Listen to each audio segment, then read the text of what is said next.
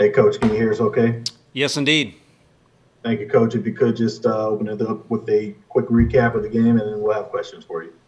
Yeah, I mean, there was a lot that went on in the game, but the whole story is, they're all big wins. There isn't any win that's not big, but that might have been our best, or at the very least, one of our best wins of the year when you throw all circumstances out there on the table.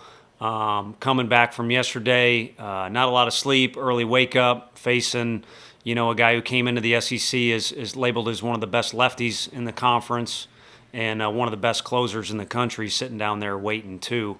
That's in everyone's mind, everything that went on. But it's a tough group of kids. We didn't have any magic speech or anything like that. They just like to compete, and they kind of seem to like the bounce back thing more than anything. Ready for whatever you got. All right, thanks, Coach. Mike is up first. Yeah, Tony, what did you see from Chad early on, just with the way that he attacked, and especially how he maneuvered that third inning where things could have gotten a little dicey? Well, his first scrimmage inning on our campus, if I'm not mistaken, it was a leadoff double. And, we thought a lot of Chad. That's why he's on our campus. But it was just kind of interesting. Guy smoked the ball. And then he almost turned into a different guy with that runner at second, and he left him standing there in the scrimmage inning. So anytime you say something about your team, you can look at individuals and pick apart. So call it bounce back or some toughness or some resiliency. He seems to be at his best when his back is kind of up against the wall. But if you're just going to go the start of innings or the start of games, the beauty of coaching that kid is you kind of got a level of consistency there. He's not perfect, nor is anyone else, but you kind of get a consistent lead into the weekend or lead into the game. And I've said it over a million times. Our guys really love that, and they play behind him. So we got a normal Chad Dallas, and then we also got Chad when he's at his best, like I said, when his back's up against the wall a little bit.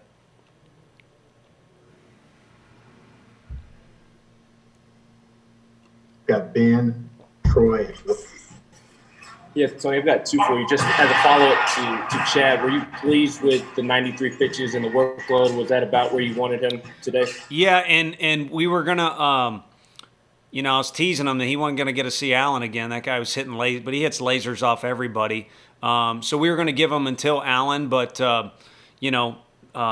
Skinner did such a good job against him with 2 strikes and also had barreled the ball earlier in the game. And just felt like it was good for him to go out on that note. He got us where we needed to be 3 times through the order, leave the game with a lead against an SEC team.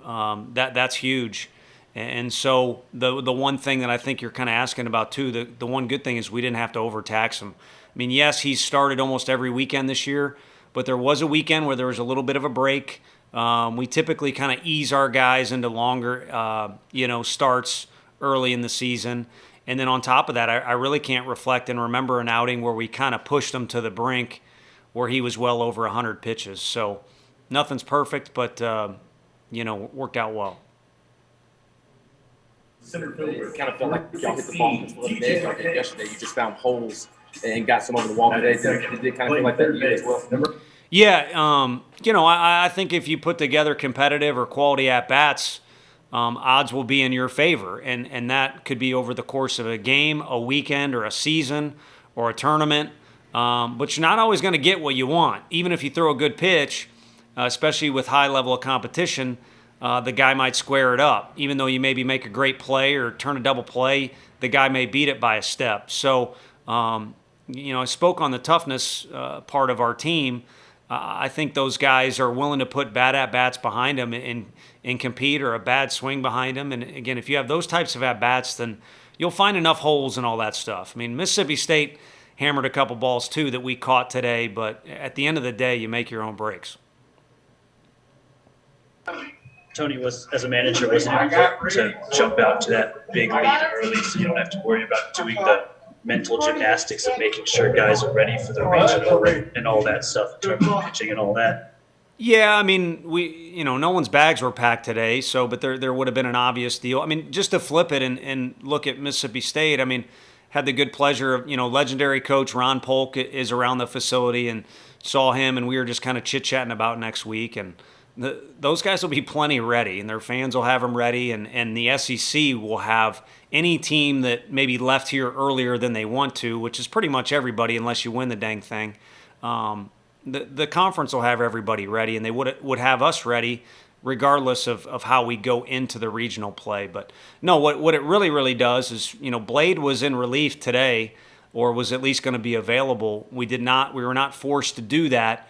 And then he gets one more start, repetition-wise, if we use him tomorrow. But at the very least, it'll be good to continue to get some guys some reps going into next weekend. So, again, nothing's in a perfect, dainty, nice little box. But our guys get another chance to compete in Hoover, which I know is what they wanted.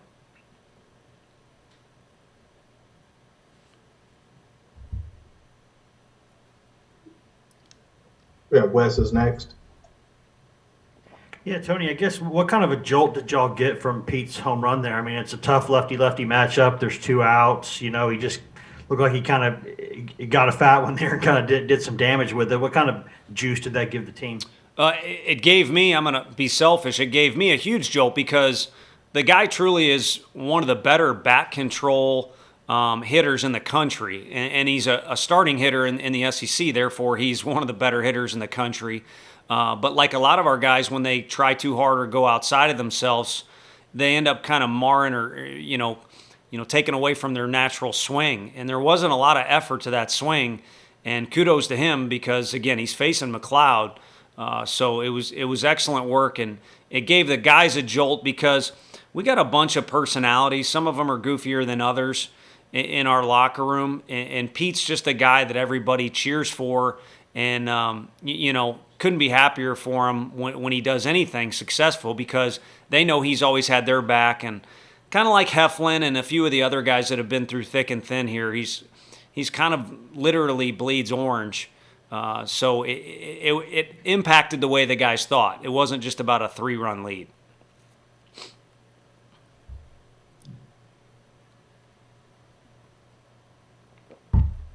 Got Ryan next.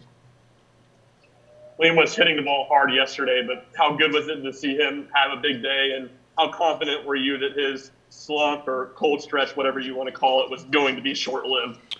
Yeah, I mean, if you go back to even South Carolina, a couple hard-hit balls, in particular to right fielders, and yesterday hit a couple missiles. And so with the theme of, again, our team, you could either let that beat you down or you could come back with a little bit more determination.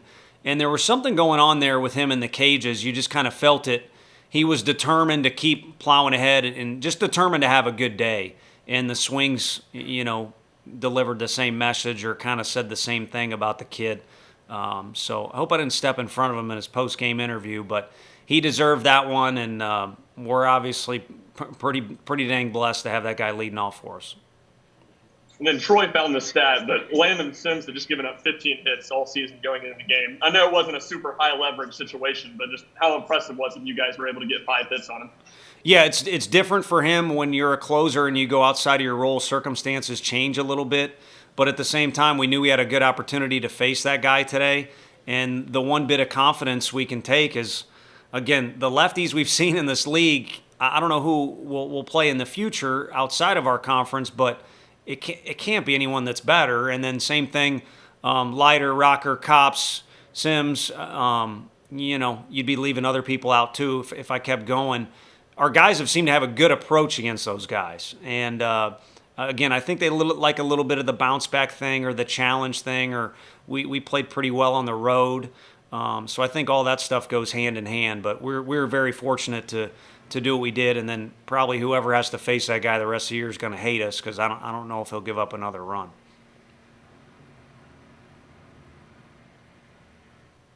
Got Tim next. Hey, Tony, after the way yesterday's game ended and to see the way these kids bounce back, they didn't pack it in. They didn't say, hey, we'll just go win at the regional. What does that say about this team's character and grit? If you just kind of go full circle, it's why we're where we're at. I mean, it's nice to hear people talk about winning the division or winning a certain amount of games in our league, but to this point, we've done a lot of good things, and you could interview Chad, or you could talk about Pete's home run. Each game's kind of got its own little individual story, but the entire story from start to finish with the group, including I feel bad for every kid out there with the pandemic circumstances, but even just starting with stuff as simple as that. I mean, we really handled a lot of that stuff well. The GPA was super high. I mean, I don't mean to try and recruit you to our program, but this group in particular just seemed like everything that was thrown at them, they handled it pretty well. Heck, our first road trip, it was on the road. Most SEC teams start at home, at least the warm weather ones. And our bus broke down like 30 minutes down the road. And adversity's kind of been thrown at them, just as it is every other club.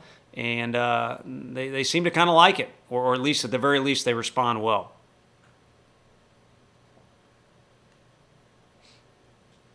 Got Ben next. Yeah, Tony, I wanted to ask about tomorrow's pitching plan, I guess. Do you anticipate Blake starting, and what would his workload look like if so, and how important is it to get Kirby some innings? I think Curb was hot the first day, and I think it's important to have him in the mix. He's an important strike thrower for us. And then the fans certainly get excited whenever that goofy mustache and his hair come running out of the bullpen. So we'd like to use him. Obviously, like I kind of already mentioned, we'd like to use Blade in some capacity before we leave here. So, he can say postseason outing or whatever. But again, the competition level is something that prepares all of our guys. But we haven't made any final decisions. But those are two guys I definitely would like to see on the mound at some point before we leave here. And tomorrow's another, call it do or die if you want, but it's just a baseball game. So we'll have those guys ready to rock and roll. Got time for one more. Wes, did you have another question? Yes. Tony, when I guess it's kind of rare to have a game where you're done, you're on the road and you're done by or before lunchtime. So I guess I'm wondering what the rest of the day looks like for y'all. I mean, do you just go back to the hotel and kick it? Do you stay at the park and watch some games? What's that schedule like? Yeah, I assume you or everyone else listening has never had a bad nap.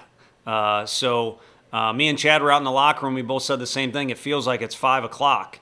So definitely everything's been turned upside down a little bit. But because there is that time, you can kind of get yourself sorted out with a couple meals and relax a little bit. And, you don't have to go crazy at the hotel preparing because we don't even necessarily know who we play. So just kind of recalibrate everything and get off your feet and relax. We won't have any super strategy or anything like that. It'll be wake up tomorrow and kind of have the same energy and approach that we had today, and we'll see where it leaves us.